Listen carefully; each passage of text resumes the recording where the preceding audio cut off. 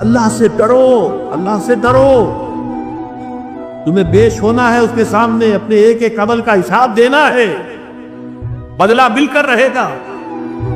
اس کی تربیت تقویٰ ہی ہے در حقیقت کے جو ہمیں دوست رکھ سکتا ہے ہمارے اعمال. اگر یہ احساس ہے تو پھونک پھونک کر قدم رکھیں گے کہ کہیں کوئی غلط کام سے نہ ہو جائے. اور تقویٰ ہی کی بنیاد پر خاندان کی تعمیر ہو.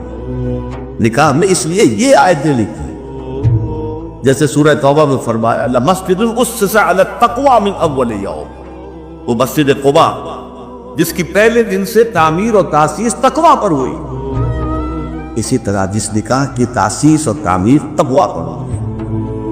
اہل ایمان اللہ کا تقویٰ اختیار کرو جتنا کہ اس کے تقویٰ کا حق ہے، اور دیکھنا موت نہ آنے پائے مگر فرما برداری کی حالت میں. کوئی لمحہ نافرمانی میں نہ گزرے مبادا اسی لمحے موت کا ظالم پنجہ آ کر تمہیں دبوچ لے.